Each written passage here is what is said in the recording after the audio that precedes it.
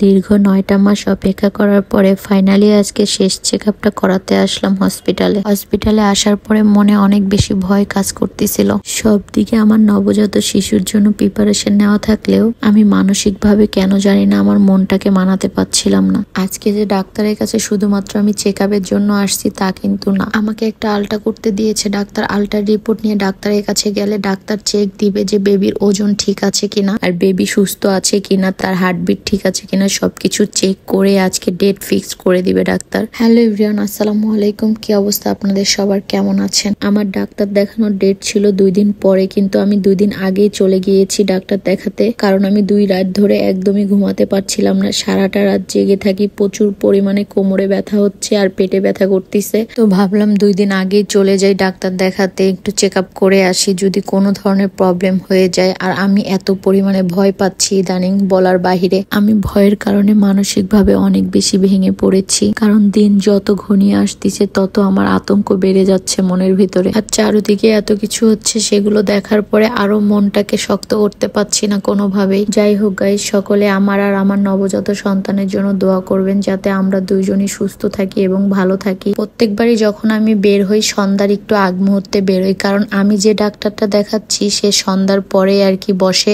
আমার গর্ভে সন্তান আসার পর থেকে আমি সিটি হসপিটালে ডাক্তার দেখাই, আর ওখানে একটা ম্যাডাম বসেন, ওই ম্যাডামের কাছে আমি কন্টিনিউ দেখাই। তিনি যথেষ্ট পরিমাণ অভিজ্ঞ একজন গাইনি ডাক্তার, আর তার মাধ্যমে আমি শুরু থেকে শেষ পর্যন্ত দেখাচ্ছি। আলহামদুলিল্লাহ এখন পর্যন্ত আমার কোনো ধরনের কোনো সমস্যা হয়নি, আর তার ট্রিটমেন্টের জন্যই এখন পর্যন্ত আমি আর আমার সন্তান আলহামদুলিল্লাহ সুস্থ আছি, ভালো আছি। যাই হোক, উপরে আল্লাহর নিচে তিনি ছিলেন বিধায় হয়তো এখনো আমরা দুইজন সুস্থ আছি আলহামদুলিল্লাহ। তো আজকে আমরা একটু তাড়াতাড়ি বেরিয়ে পড়েছি, কারণ আজকে আমাদের বাইরে অনেক কাজ রয়েছে, আর সবগুলো কাজ শেষ করে তারপরে আমরা ডাক্তার দেখাবো। তো এই জন্যই চিন্তা করলাম সকাল সকাল একটু বেরিয়ে পড়ি। তো বাহিরে বেরোনোর সাথে সাথে এত সুন্দর ওয়েদার দেখে আমার তো খুবই ভালো লাগতেছিল। আজকে যে কতদিন পরে আমি বাহিরে বেরোয়েছি তা নিজেও জানি না, কারণ এখন এত পরিমাণে অসুস্থ থাকি প্রায় সময় যে বাহিরে বেরোনোই হয় না আমার। যেই মানুষ আমি দিনে একবার হলো বাইরে ঘোরাঘুরি করতাম, সেই মানুষ এখন আমি ঘরবন্দি হয়ে রয়েছি। শুধুমাত্র আমার সন্তানের কথা চিন্তা করে আমি বাইরে যাই না। আল্লাহ না করুক আমার কারণে আমার সন্তানের কোনো প্রবলেম হলে সেটা তো আমি মেনে নিতে পারবো না। শুধু সেই কারণে আমি বাইরে যাওয়াটা কমিয়ে দিয়েছি। বাইরে যাওয়া হয় না বিধায় আমার অনেকগুলো কাজ জমে গিয়েছিল,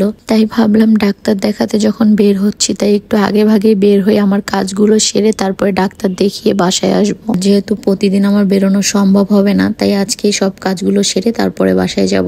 বাসা থেকে বের হয়ে একটা ভ্যানে উঠেছি, ভ্যানে করে চলে আসছি আমি বাজারে এসে এখানে একটা বুথে ঢুকলাম। এখান থেকে আমি এখন কিছু টাকা তুলবো। অনেকেই যখন সোশ্যাল মিডিয়ার কোনো প্ল্যাটফর্ম থেকে টাকা ইনকাম করে আর সেই টাকাটা তোলার জন্য বুথে যে ভিডিও করে ভিডিও আপলোড করে, এখন কেউ এটাকে ভালোভাবে নেয়, কেউ আবার খারাপ ভাবে দেখে। তখন আমার কাছেও মনে হয় যে আমিও কোনো একদিন টাকা তুলবো, সেই টাকা তোলার একটা ভিডিও আপলোড করব। তারপরে আমার কাছে মনে হয় কি যে না, এই জিনিসটা করা ঠিক হবে না। তাই আমি বুথ থেকে যতবারই টাকা তুলেছি কখনো আমার এটা ইচ্ছাও জাগে নাই যে আমি একটা ভিডিও করি বা আমি এটাকে শো আপ করি যে আমি কতগুলো টাকা পেয়েছি অনলাইন প্ল্যাটফর্ম থেকে। কারণ আমার কাছে মনে হয় এটাও আমাদের একটা রিজিক, যেটা শো আপ করা একদমই ঠিক হবে না। আল্লাহ কোনো না কোনো ভাবে আমাদের এর মাধ্যমে রিজিক করে দিয়েছেন, তো এটা দেখানোর মতো কিছুই নাই। আমার পার্সোনাল ভাবে এই জিনিসটা একদমই পছন্দ না যে আমি যে কোনো অনলাইন প্ল্যাটফর্ম থেকে কত টাকা পেলাম বা কি পেলাম, এই জিনিসগুলো শো আপ করা একদমই পছন্দ হয় না। তো যাই হোক, আজকে কেন জানি না হঠাৎ করে আপনাদের সাথে এই বিষয়টা শেয়ার করে ফেললাম। আমি বুথ থেকে বের হয়ে সোজা চলে গিয়েছিলাম ব্যাংকে একটু কাজ ছিল, সেই কাজটা সেরে আমি সোজা চলে এসেছি আমার বোনের বাসায়। অনেকদিন আমি আমার কলিজার টুকরাটাকে দেখি না, তাই ভাবলাম যে আমার বাবাইটাকে একটু দেখে যাই সে কেমন আছে।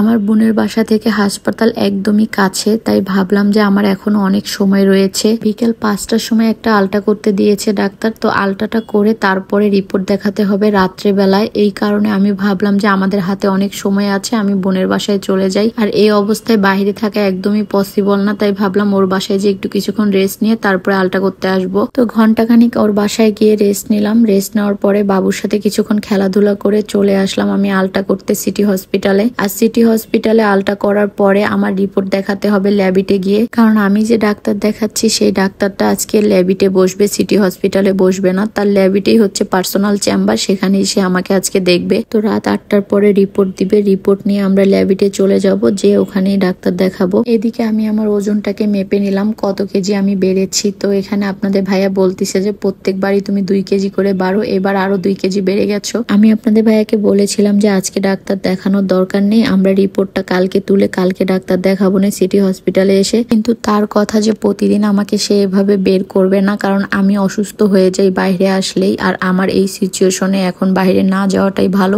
আজকে একটু কষ্ট হলো তোমার, আজকে আমি সব কাজ সেরে দিব। তো এই কারণে সেও চাচ্ছিল না যে আমি বারবার বের হই, এই জন্য আমাকে আজকে একটু কষ্ট করে সারাদিন থেকে তারপরে ডাক্তার দেখিয়ে বাসায় যেতে বলছে। তো তার কথা অনুযায়ী আমিও চিন্তা করলাম যে বেশি সময় বাইরে থাকলে আমি যেহেতু অসুস্থ হয়ে যাই আর এভাবে কন্টিনিউ বাইরে বেরোনো আমার সম্ভব না। আমার কষ্ট হলেও আমি আজকে সবকিছু কমপ্লিট করে তারপরে বাসায় যাব। তো যাই হোক, আমি এখানে আলট্রা করার জন্য বসেছিলাম, আর এখানে এত পরিমাণে ভিড় ছিল আজকে, অনেকক্ষণ ওয়েট করতে হয়েছে আমাকে। আর আমি বসে থাকতে থাকতে অনেক বেশি বোরিং হয়ে যাচ্ছিলাম, মনের ভিতরে অনেক বেশি ভয় কাজ করতেছিল যে রিপোর্টে কি আসবে, ডাক্তার আমাকে আজকে কি বলবে। আর আরেক দিকে আমার সবকিছু ঠিক আছে কিনা, আমার বাবুটা সুস্থ আছে কিনা, বা তার কোনো সমস্যা হলো কিনা, এগুলো জানার জন্য এত বেশি আগ্রহ ছিল আমার। এই জিনিসগুলো আমি যতই ভাবতেছিলাম ততই আমার টেনশন বেড়ে যাচ্ছিল, আর মনের ভিতর থেকে একটা অন্যরকম ভয় কাজ করতেছিল। আমি অনেক আগ্রহ ছিলাম এগুলো জানার জন্য যে আমার বেবিটা ঠিক আছে কিনা, সবকিছু ওকে আছে কিনা। যাই হোক গাইস, অনেক ওয়েট করার পর আমি সিরিয়াল পেলাম আলট্রা করার জন্য। আলট্রাটা করে বের হওয়ার সাথে সাথে আমার এত পরিমাণে খারাপ লাগতেছিল, কারণ প্রচুর পরিমাণে পেটে ব্যথা হচ্ছিল।